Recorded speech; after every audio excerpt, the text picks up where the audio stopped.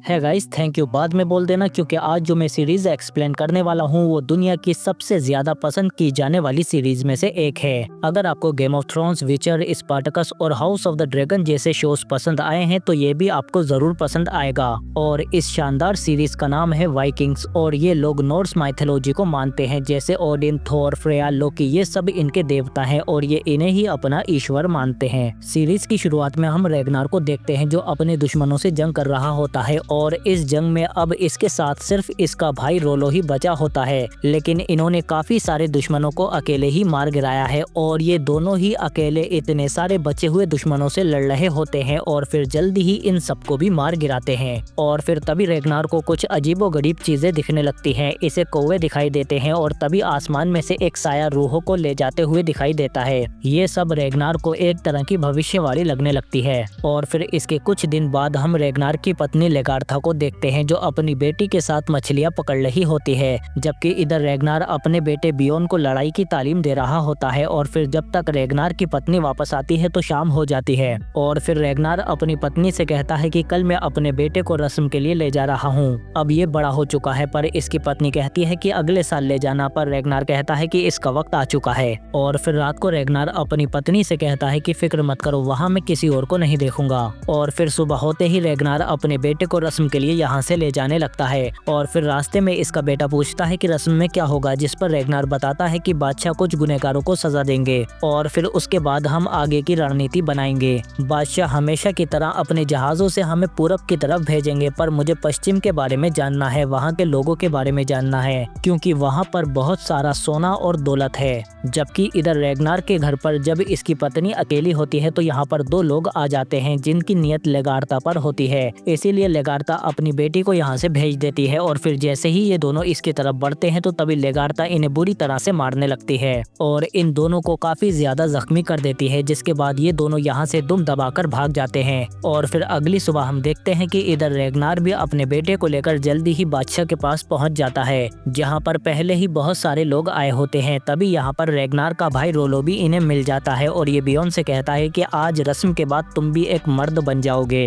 और फिर ये इससे शराब वगैरह पिलाने लगते हैं कि अब तुम बड़े हो चुके हो। और फिर रोलो रैग्नार से पूछता है कि क्या लगता है कि बादशाह हमें इस बार कहाँ भेजेंगे, पूरब को तो हमने पहले ही लूट लूट कर गरीब बना दिया है। जिस पर रैग्नार कहता है कि इसीलिए मैं कहता हूँ कि पश्चिम चलो, मैंने सुना है कि पश्चिम में बहुत अमीर लोग हैं और वहाँ नया ईश्वर भी है। पर रोलो कहता है कि बादशाह नहीं मानेंगे क्योंकि ये सब मन गढ़ंत कहानियां हैं। समुद्र में रास्ता कैसे ढूंढोगे? जिस पर रैग्नार कहता है कि मुझे ये दिशा सूचक मिला है, इस मोमबत्ती को सूरज मान लो, दोपहर में जब हम इस दिशा सूचक को सूरज के नीचे रखेंगे तो एक परछाई बनेगी। अगर परछाई गोले के अंदर होगी तो हम पश्चिम की तरफ सही रास्ते पर होंगे, और जब ये गोले से बाहर या अंदर की तरफ होगी तो दिशा बदलनी होगी और इसे फिर से गोले के बीच में लाना होगा। और अगर आसमान में बादल हुए तो इस पत्थर की मदद से हम सूरज का पता लगा सकते हैं। और फिर इसके बाद ये सब लोग बादशाह के जिरगे में पहुंच जाते हैं और फिर जल्दी ही यहाँ पर बादशाह भी आ जाते हैं और ये आकर सबसे पहले गुनहगारों को सजा सुनाते हैं। और इनमें से एक गुनहगार जमीन के विवाद में कातिल पाया जाता है, इसीलिए बादशाह फौरन इसे मौत की सजा सुना देते हैं और फिर जल्दी ही इस मुजरिम का सर काटकर अलग कर दिया जाता है। पर रोलो रैग्नार से कहता है कि ये बेकसूर था, क्योंकि बादशाह इसकी जमीन हड़पना चाहते थे, इसीलिए उन्होंने इसे मौत की सजा दी। और फिर इसके बाद बादशाह रस्म के अनुसार नए बच्चों को उनके कड़े देकर उन्हें वफादारी की कसम खिलाते हैं और कहते हैं कि अब से तुम मर्द बन चुके हो। और फिर ये पूरब की तरफ जाने की योजना पर बात करने लगते हैं। तभी रैग्नार कहता है कि इस बार हमें पश्चिम की तरफ जाना चाहिए, वहाँ पर बहुत सारा सोना, दौलत और नए धर्म को मानने वाले लोग रहते हैं। जिस पर बादशाह कहते हैं कि ये सब मन गढ़ंत कहानियां हैं, पश्चिम में सिवाय अनंत समुद्र के कुछ नहीं है। अगर वहाँ गए तो आगे जमीन नहीं सिर्फ समुद्र ही समुद्र मिलेगा, इसीलिए हम पूरब की तरफ जाएंगे। और फिर खाने के दौरान ही बादशाह रैग्नार को अपने पास बुलवाते हैं और इससे कहते हैं कि आज तुमने सबके सामने हमारी बेइज्जती करने की कोशिश की है, ऐसा दोबारा ना हो वरना अंजाम तुम जानते हो। और इसके जाने के बाद बादशाह कहता है कि इस पर नजर रखो, लेकिन रैग्नार अपने बेटे को लेकर फौरन यहाँ से जाने लगता है। बियोन के पूछने पर यह बताता है कि हम फ्लोकी के पास जा रहे हैं और फिर जल्दी ही जंगल में पहुँचते ही इनके सामने फ्लोकी आ जाता है। बियोन कहता है कि इनका नाम तो देवता लोकी की तरह है, जिस पर यह कहता है कि मेरा नाम फ्लोकी है ना कि लोकी, और मैं एक इंसान हूँ ना कि देवता।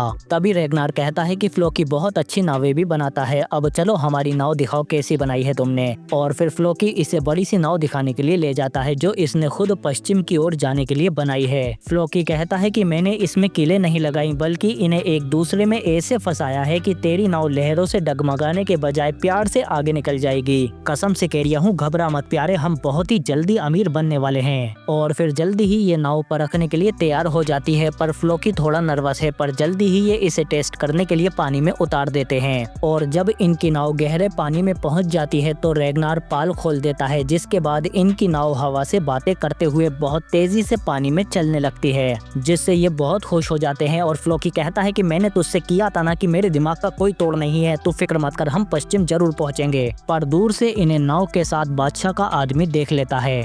और फिर रात को जब रेगनार अपने लोगों से मिलने के लिए आता है तो एरिक इसे बताता है कि जैसा तुमने कहा था मैंने सबको बुला लिया है। इन्होंने अपने कड़े की कसम खाई है कि आज यहाँ पर जो भी बातचीत होगी ये किसी को नहीं बताएंगे। और फिर रेगनार कहता है कि अब तुम सब लोग मेरी बात ध्यान से सुनो, हम सालों से पूरब जा रहे हैं जहाँ लूटने को कुछ नहीं बचा, पर मेरा मानना है कि पश्चिम में बहुत ज्यादा दौलत है, इसीलिए हमें पूरब के बजाय पश्चिम जाना चाहिए। बादशाह हमें इसकी इजाजत कभी नहीं देंगे, इसीलिए हमें चोरी छिपे जाना होगा। मैंने एक बहुत बड़ी सी नाव भी तैयार कर ली है और समुद्र में रास्ता ढूंढने का इंतजाम भी हो चुका है, बस तुम सब मुझ पर यकीन करो। लूट के बाद हम सारा माल आपस में बराबर बांटेंगे, जिस पर ये सभी लोग मान जाते हैं। और फिर जल्दी ही अगली सुबह हम देखते हैं कि ये सब इकट्ठे होकर अपनी बड़ी सी नाव में सवार होकर पश्चिम की तरफ निकल जाते हैं। सफर बहुत लंबा है पर ये सब लोग उम्मीद से भरे हुए हैं और दोपहर होते ही रेगनार दिशा सूचक निकालता है और उसमें ये देखता है कि परछाई बिल्कुल गोले में है, मतलब ये सही रास्ते पर जा रहे हैं। और फिर जल्दी ही रात भी हो जाती है, पर ये लोग अपने सफर पर डटे रहते हैं। पर ये सफर इतना आसान भी नहीं है, क्योंकि जल्दी ही समुद्र में एक बहुत ही खतरनाक तूफान आ जाता है जिसमें ये लोग फंस जाते हैं। इसीलिए ये लोग पाल नीचे उतारकर नाव को बंद कर लेते हैं और लगातार चप्पू चलाने लगते हैं। फ्लोकी डरा हुआ है, तभी रोलो कहता है कि थोर देवता अपने हथौड़े से वार कर रहे हैं, वो हमसे नाराज हैं। पर फ्लोकी कहता है कि अबे अकल के अंधे, वो हमारी नाव क्यों डुबोएंगे, हमने उनका क्या बिगाड़ा है, बल्कि वो जश्न मना रहे हैं क्योंकि हमारी नाव उन्हें बहुत ज्यादा पसंद आई है, इसीलिए वो हमारी मदद कर रहे हैं। जबकि इधर पश्चिम के कुछ पादरी भी इस तूफान को देखकर बहुत डर रहे होते हैं कि लगता है कि कुछ बहुत बुरा होने वाला है। और फिर जल्दी ही सुबह हो जाती है और ये लोग रात भर चप्पू चला चलाकर बहुत बुरी तरह से थक चुके हैं। तभी इनमें से एक की हिम्मत टूट जाती है और वो कहता है कि पश्चिम में सिवाय समुद्र के कुछ नहीं है, मैंने गलती की जो तुम पर भरोसा करके यहाँ आ गया।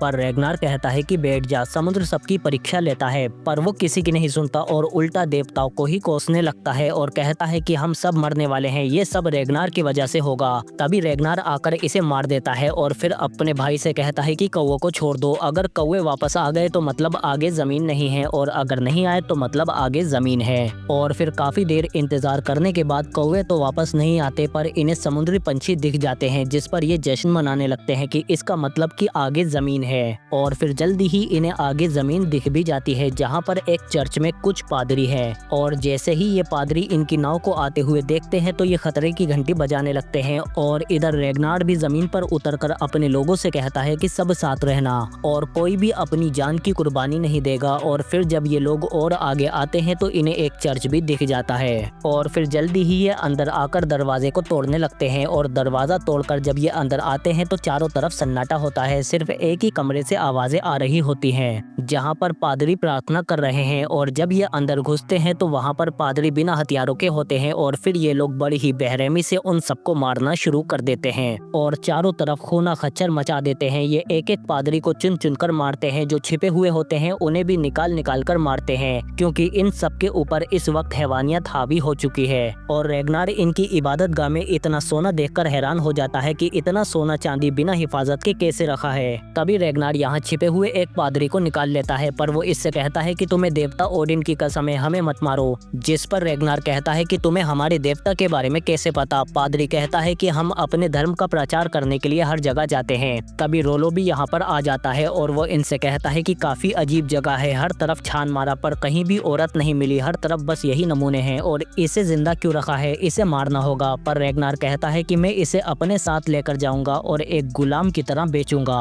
और फिर जल्दी ही ये लोग यहाँ का सारा खजाना लूटकर अपने साथ ले जाने लगते हैं और इनके चर्च को भी आग लगा देते हैं। और फिर अपनी बड़ी सी नाव में बैठकर ये अपने घर की ओर रवाना हो जाते हैं और वो पादरी भी इनके साथ ही होता है। आखिरकार रेगनार अपने मकसद में कामयाब हो ही गया।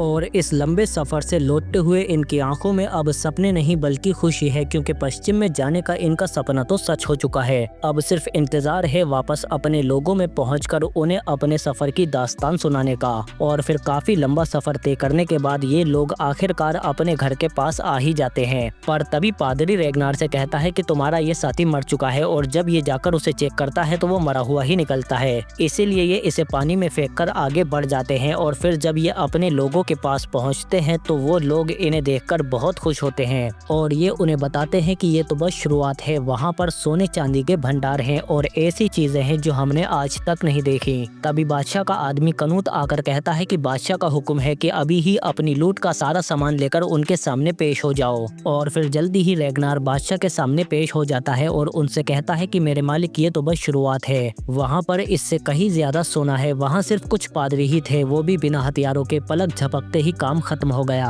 और ये पादरी भी उनमें से एक है। तभी बादशाह कहते हैं बहुत खूब, पर ये तो तुम जानते हो ना कि इस सारे खजाने पर हमारा हक है, तो ये सब हमारा हुआ। जिस पर रेगनार कहता है कि मालिक जहाज बनाने में मेरा और फ्लोकी का बहुत खर्चा हुआ है, हमें मुआवजा तो मिलना चाहिए। तभी बादशाह कहते हैं तो सुन लो मेरा फैसला, तुम में से हर कोई यहाँ से सिर्फ एक ही चीज ले जा सकता है, उसके बाद ये सारा खजाना मेरा होगा। पर फिर भी तुम लोग काफी अमीर कहलाओगे। देख लो तुम्हारे बादशाह का दिल कितना बड़ा है, बावजूद इसके कि तुम हमारे खिलाफ गए थे। जिसके बाद रेगनार कोई सोने की चीज लेने के बजाय कहता है कि मुझे ये पादरी चाहिए मेरे गुलाम के तौर पर। जिस पर बादशाह कहते हैं रख लो, वैसे तुम्हें सोना चुनना चाहिए था। और फिर जब ये गुस्से में बाहर आते हैं तो रेगनार का भाई कहता है कि तुमने इतनी आसानी से खजाना कैसे छोड़ दिया। जिस पर रेगनार कहता है कि बादशाह हमें मारने का मौका ढूंढ रहे हैं और ऐसी बेकार मौत के बाद क्या हमें वेलहेला में जगह मिल पाती। खेल तो बस अब शुरू हुआ है। इसके बाद रेगनार सीधा अपने घर पर जाता है और अपने बच्चों और बीवी से मिलकर बहुत खुश होता है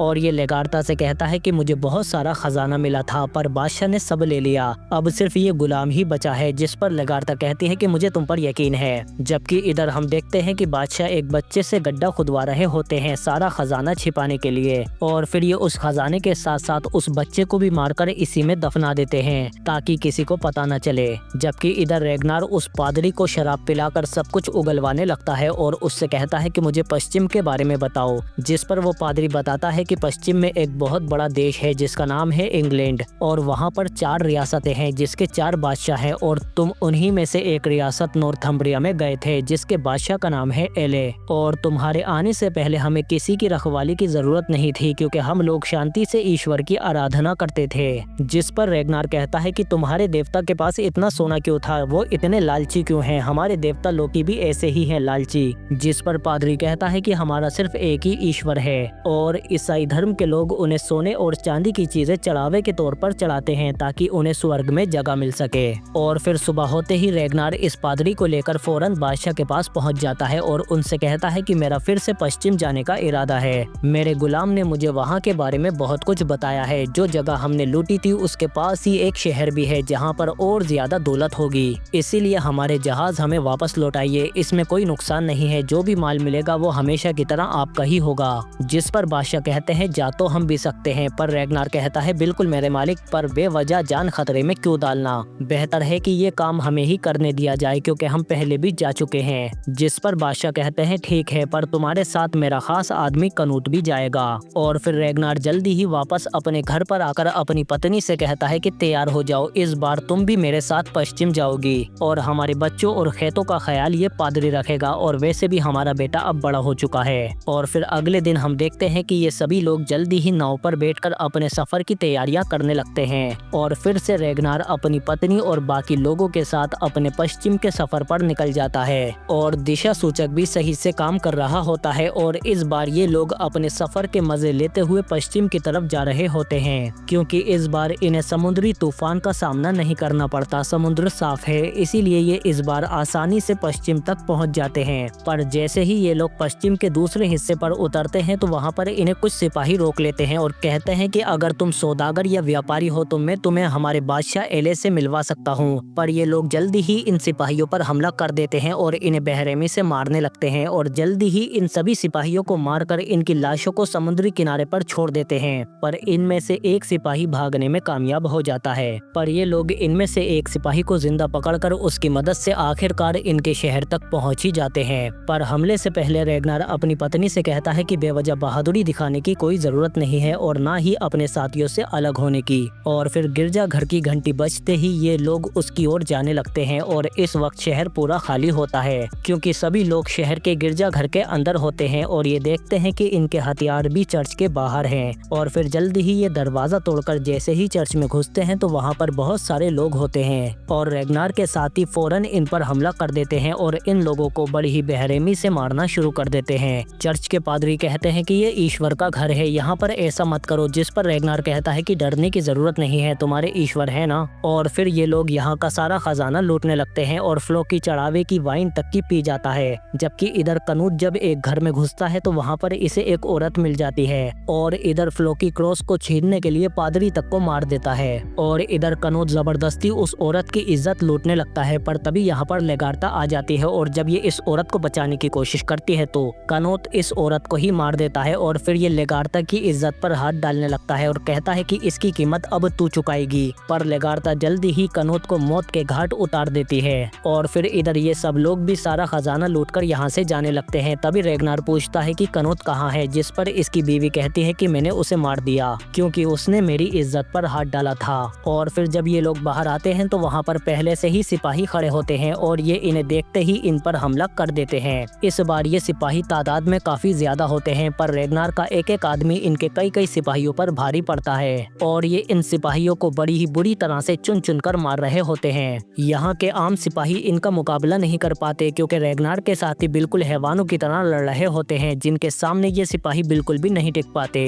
और इतना डरावना नजारा देखने के बाद इन सिपाहियों का सेनापति खुद यहाँ से डरकर भाग जाता है। और फिर हम देखते हैं कि इस हमले में रेगनार के भी कुछ सिपाही मारे गए हैं। और इधर जब सेनापति अपने बादशाह के पास आता है तो इसके बादशाह कहते हैं कि तुम अपनी पीठ दिखाकर कैसे भाग आए, जिस पर सेनापति कहता है कि वो लुटेरे कम और शैतान का रूप ज्यादा लग रहे थे, मैंने आज तक इतने जुनूनी और खूंखार योद्धा नहीं देखे, उनके चेहरों पर डर नाम की कोई चीज ही नहीं थी। और फिर इसके कुछ टाइम बाद हम देखते हैं कि रेगनार अपने साथियों के साथ इस बार पहले से भी कहीं ज्यादा खजाना लूटकर वापस अपने शहर आ जाता है और इस बार बादशाह खुद इनका स्वागत करने के लिए आए होते हैं, जो रेगनार से सफर के बारे में पूछते हैं, जिस पर ये बताता है कि इस बार उन्होंने हम पर बड़ी सेना के साथ हमला किया था पर जीत हमारी हुई। जिस पर बादशाह कहते हैं कि रेगनार तुमने साबित कर दिया है कि तुम एक महान योद्धा हो, इसीलिए इस लूट का एक बड़ा हिस्सा हम तुम्हारे नाम करते हैं, पर हमारा साथी कनौत दिखाई नहीं दे रहा। जिस पर रेगनार कहता है कि मैंने उसे मार दिया। बादशाह पूछते हैं क्यों,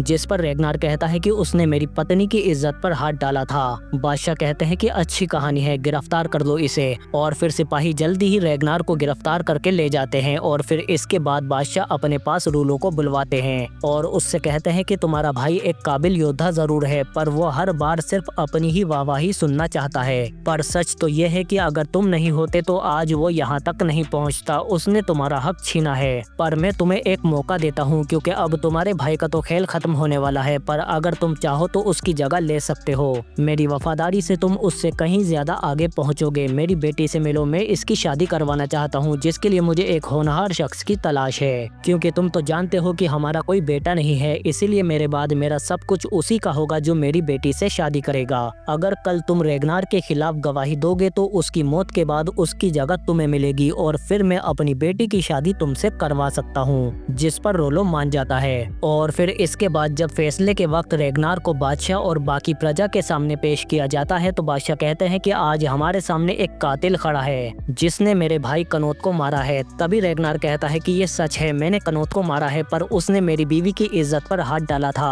अगर कोई आप में से किसी की बीवी पर भी हाथ डालेगा तो क्या आप वही नहीं करेंगे जो मैंने किया है। तभी बादशाह कहते हैं कि ये मन गलत कहानियां सुनाना बंद करो, मेरे पास एक गवाह है जिसने ये सब कुछ अपनी आंखों से देखा था। तभी ये रोलो को पेश करते हैं और उससे पूछते हैं कि बताओ क्या ये सच नहीं है कि रेगनार ने बेवजह कनौत को मारा था। जिस पर रोलो कहता है कि ये सच है कि रेगनार ने कनौत को मारा था, पर यह भी सच है कि कनौत ने रेगनार की पत्नी की इज्जत पर हाथ डाला था और रेगनार ने उसे मारकर सही किया, ये कानूनन गुनहगार नहीं है। तभी रेगनार कहता है कि जल्दी खोलिए। और फिर इससे बरी होने के बाद रेगनार रोलो से कहता है कि तुमने जिंदगी भर का एहसान डाल दिया मुझ पर। रोलो कहता है ठीक है, अब जिंदगी भर उतारते रहना। जबकि इधर बादशाह अपने भविष्य के बारे में जानने के लिए एक नजूमी के पास आते हैं जो बादशाह को बताता है कि जल्दी ही आपसी जंग होने वाली है और चारों तरफ मुझे लाशें पड़ी हुई नजर आ रही हैं। रेगनार तुम्हारी मौत का जरिया ढूंढ रहा है, वो भी देवताओं से पूछकर, जिन्हें वो असली बादशाह मानता है, क्योंकि वो तुम्हें मारकर तुम्हारी जगह लेना चाहता है।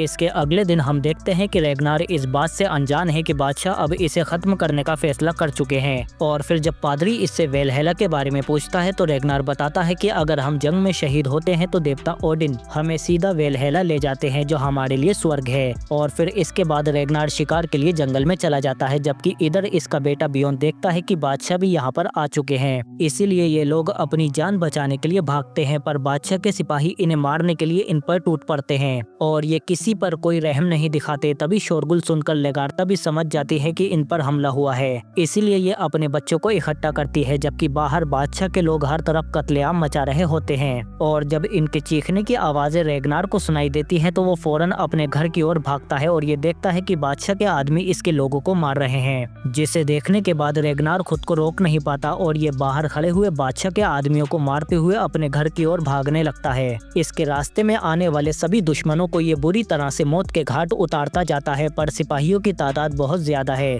इसीलिए लड़ते हुए रेगनार की एक टांग जख्मी हो जाती है। पर फिर भी ये इन दुश्मनों को गाजर मूली की तरह काट देता है, पर फिर भी ये अपने बहुत से लोगों को नहीं बचा पाता। और जब ये अपने घर की तरफ बढ़ता है तो तभी बादशाह का आदमी इसे तीर से जख्मी कर देता है, पर फिर भी रेगनार तीर को तोड़कर अपने बीवी बच्चों से कहता है कि इस खुफिया रास्ते से भाग जाओ, मेरी फिक्र मत करो, मैं आ जाऊंगा। इसीलिए लेगार्ता अपने बच्चों को लेकर यहाँ से भागने लगती है, पर बादशाह अपने सिपाहियों के साथ इसके घर को चारों तरफ से घेर लेता है और इसीलिए रेगनार भी बाहर आ जाता है ताकि ये उसके बीवी बच्चों तक ना पहुंच सके। पर रेगनार अब काफी ज्यादा जख्मी हो चुका है, जबकि इधर इसकी पत्नी लेगार्ता अपने बच्चों और पादरी के साथ खुफिया रास्ते से बाहर आ जाती है। इधर बादशाह रेगनार से कहता है कि तुमने अपने बादशाह से गद्दारी करने की कोशिश की है, जिसकी सजा सिर्फ मौत है। जबकि इधर लेगार्ता अपने बच्चों को लेकर एक नाव में लेट जाती है और यहाँ से भागने लगती है। और इधर मौका मिलते ही रेगनार भी इन पर हमला करके घोड़ा लेकर यहाँ से भाग जाता है, पर बादशाह के सिपाही भी इसका पीछा करने लगते हैं। पर रेगनार दूसरे रास्ते पर आकर बादशाह के सिपाहियों को चकमा देने के लिए अपने घोड़े को छोड़कर यहीं पर छिप जाता है, पर बादशाह के सिपाही भी इसकी चाल को जल्दी ही भाप जाते हैं और फिर से इसके पीछे आने लगते हैं। पर रेगनार इनसे बचने के लिए पहाड़ की तरफ भागने लगता है और जब तक सिपाही इसके पीछे आते हैं तो ये नदी तक पहुँच जाता है, जहाँ पर नीचे लेगार्ता नाव में बैठी होती है। और तभी रेगनार नीचे पानी में गिर जाता है और डूबने लगता है, जिसे बचाने के लिए पादरी भी पानी में कूद जाता है और जल्दी ही ये रेगनार को बचाकर ऊपर ले आता है। और फिर इसके बाद ये लोग जल्दी ही नाव में बैठकर यहाँ से भाग जाते हैं। और इधर बादशाह का सिपाही आकर कहता है कि रेगनार बच निकला, पर कुछ देर बाद ही यहाँ पर स्वेड राज्य के बादशाह बियानी आ जाते हैं, जिनके लिए बादशाह ऐलान करते हैं कि मैं अपनी बेटी की शादी बादशाह बियानी से करने का फैसला कर चुका हूँ। पर इस फैसले से बादशाह की बीवी और उसकी बेटी बिल्कुल भी खुश नहीं होती। जबकि इधर हम देखते हैं कि लेगार्ता फ्लोकी को अपने पास ले आती है और फिर फ्लोकी फौरन रेगनार को अपने घर में ले आता है और कहता है कि खून बहुत बह चुका है, हमें जख्म को जलाकर बंद करना होगा। तभी लेगार्ता खुद चाकू लेकर रेगनार के जख्मों को जलाकर बंद कर देती है। और इधर बादशाह की पत्नी स्विगी कहती है कि आप ऐसा कैसे कर सकते हैं, वो आपसे भी ज्यादा बूढ़ा है और बदसूरत भी। पर बादशाह कहते हैं कि वो एक ताकतवर हस्ती है और इस रिश्ते से हमारे राज्य की ताकत में भी इजाफा होगा।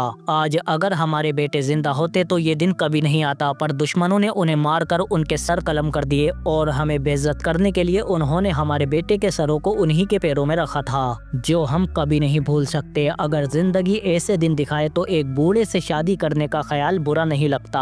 और फिर ऐसे ही कई दिन बीत जाते हैं और सर्दियां आ जाती हैं। और फिर एक दिन रेगनार का दोस्त टोस्टन यहाँ पर आ जाता है और रेगनार को जिंदा देखकर ये बहुत खुश होता है और ये रेगनार से कहता है कि बादशाह के सिपाही हर वक्त हम पर नजर रखे हुए हैं, पर मैं किसी तरह से उन्हें चकमा देकर यहाँ पर भाग आया। जबकि इधर हम देखते हैं कि बादशाह जल्दी ही अपनी बेटी की शादी धूमधाम से बादशाह बियानी के साथ करवा देते हैं। और फिर इसकी अगली सुबह हम देखते हैं कि बादशाह के सिपाही जबरदस्ती रोलो को गिरफ्तार करके बादशाह के पास ले आते हैं। और फिर बादशाह इससे पूछते हैं कि बताओ तुम्हारा भाई कहाँ है, पर रोलो कहता है कि वो मर चुका है, लेकिन बादशाह इसे टॉर्चर करने लगते हैं कि वो जिंदा है। और फिर कुछ देर बाद ही टोस्टन रेगनर के पास आकर कहता है कि बादशाह ने तुम्हारी तुम्हारे भाई को बंदी बना लिया है और वो उस पर बहुत ज्यादा जुल्म कर रहा है तुम्हारा पता जानने के लिए, पर रोलो मर जाएगा लेकिन तुम्हारा पता नहीं बताएगा। तभी फ्लोकी कहता है कि तेरे लिए जाल बिछ रहा है रेगनार, पर रेगनार फ्लोकी से कहता है कि तुम बादशाह के पास जाओ और कानूनन उन्हें मुझसे लड़ने की खुली चुनौती दो, और अगर मना करे तो कहना कि जिंदगी भर इस कायरता के साथ जीना पड़ेगा और ओडिन उसे कभी भी वेलहेला में घुसने नहीं देंगे। और फिर इसके अगले ही दिन हम देखते हैं कि फ्लोकी बादशाह के पास आकर उन्हें रेगनार से मुकाबले की चुनौती दे देता है। बादशाह इस चुनौती को फौरन खारिज कर देते हैं, पर तभी इन्हें नजूमी की भविष्यवाणी याद आती है, जिसे पलटने के लिए बादशाह इस चुनौती को स्वीकार कर लेते हैं, जिसकी खबर मिलते ही लेगार्ता कल के मुकाबले की तैयारियां करने लगती है, पर रेगनार के जख्म अभी भी भरे नहीं हैं। और लेगार्ता कहती है कि अभी भी तुम्हारे जख्म भरे नहीं हैं, ऐसी हालत में तुम कैसे मुकाबला करोगे। जबकि इधर बादशाह भी कल के मुकाबले के लिए बेचैन है और अपनी पत्नी से कहते हैं कि कल हमें उस आदमी को मारना है जिसकी हम सबसे ज्यादा इज्जत करते हैं। उसी ने हमारे लिए पश्चिम के दरवाजे खोले हैं और अब उसे मारकर हम भी पश्चिम जाएंगे। और अगली सुबह हम देखते हैं कि आखिरकार रेगनार भी मुकाबले के लिए बादशाह के पास आ ही जाता है। यहाँ पर सभी लोग इस मुकाबले के लिए बेताब हैं और तभी बादशाह भी यहाँ पर आ जाते हैं और फिर जल्दी ही इन दोनों के बीच बिना कुछ कहे मुकाबला शुरू हो जाता है। पर हम देखते हैं कि बादशाह भी कुछ कम नहीं है, ये भी रेगनार का जमकर मुकाबला करते हैं और लड़ते लड़ते रेगनार की तलवार तक टूट जाती है और इसके बाद ये ढालों से लड़ते हैं, पर दोनों की ढालें भी टूट जाती हैं। जिसके बाद रेगनार और बादशाह अपनी अपनी तलवारें फेंक देते हैं, जिसके बाद इन दोनों को नए हथियार दिए जाते हैं। तभी ब्योन कहता है कि जीत आपकी होगी पिताजी, और फिर जल्दी ही ये दोनों फिर से लड़ने लगते हैं। दोनों में से कोई भी हार मानने को तैयार नहीं है। कुछ लोग कहते हैं कि रेगनार खत्म कर दो इसे, जबकि कुछ कहते हैं कि बादशाह हिम्मत रखिए, और फिर तभी मौका मिलते ही बादशाह रेगनार को काफी जख्मी कर देते हैं और इसके संभलने से पहले ही इस पर लगातार हमले करना शुरू कर देते हैं। पर मौका मिलते ही रेगनार एक बार में ही बादशाह का काम तमाम कर देता है, जिसके बाद बादशाह सीधे जमीन पर गिर जाते हैं और तभी रेगनार को एक कौवा दिखाई देता है। तभी रेगनार बादशाह के पास जाकर कहता है कि देवता ओडिन आ चुके हैं और वो इंतजार कर रहे हैं कि हम दोनों में से उनके साथ कौन जाएगा। तभी बादशाह कहते हैं कि हम जाएंगे, आखिरकार अब हम वेलहेला जाएंगे। कभी रेगनार बादशाह के हाथ की नस काट देता है। स्विगी खून रोकने की कोशिश करती है, पर बादशाह हाथ हटा देते हैं और कहते हैं कि आज रात हम अपने बेटों के साथ वेलहेला में जश्न मनाएंगे। और फिर जल्दी ही बादशाह मर जाते हैं। तभी बादशाह का चमचा कहता है कि रेगनार को खत्म कर दो, पर तभी रोलो कुल्हाड़ी से इसका सीना चीर देता है। कभी स्विगी भी बियानी को मारकर अपनी बेटी को इससे आजाद कर देती है और मौके की नजाकत को समझते हुए कहती है कि बादशाह रेगनार सलामत रहे, जिसके बाद सभी लोग रेगनार को अपना बादशाह मान लेते हैं। इसी बात पर वीडियो को दबाकर लाइक करो, क्योंकि वाइकिंग्स का पहला पार्ट यहीं पर खत्म हो जाता है। पर ये तो बस नए दौर की शुरुआत है, क्योंकि अब रेगनार बादशाह बन चुका है। तो क्या यह अब पश्चिम को लूटने के लिए वहां पर लाशों के ढेर खड़े कर देगा, या फिर ये पश्चिम वासियों को कुछ कम आंक रहा है, क्योंकि वहां भी चार बड़ी रियासतें हैं जो रेगनार का नामो निशान मिटाने का दम रखती हैं। पर रेगनार तो अब और ज्यादा ताकत के साथ पश्चिम में जाकर ही रहेगा। तो क्या अब रेगनार भी पश्चिम में जाकर सूरज की तरह हमेशा के लिए डूब जाएगा, या फिर वहीं पर इसके नए साम्राज्य का सवेरा होगा? पर ये सब हमें इसके अगले पार्ट में पता चलेगा, पर उसके लिए इस वीडियो पर जबरदस्त रिस्पॉन्स आना जरूरी है। इसीलिए वीडियो को दबाकर लाइक करो और शेयर करो और कमेंट बॉक्स को वाइकिंग्स पार्ट 2 से भर दो और बताओ कि आपको ये वीडियो कैसी लगी। सब्सक्राइब। हम मिलते हैं आपसे अगली वीडियो में।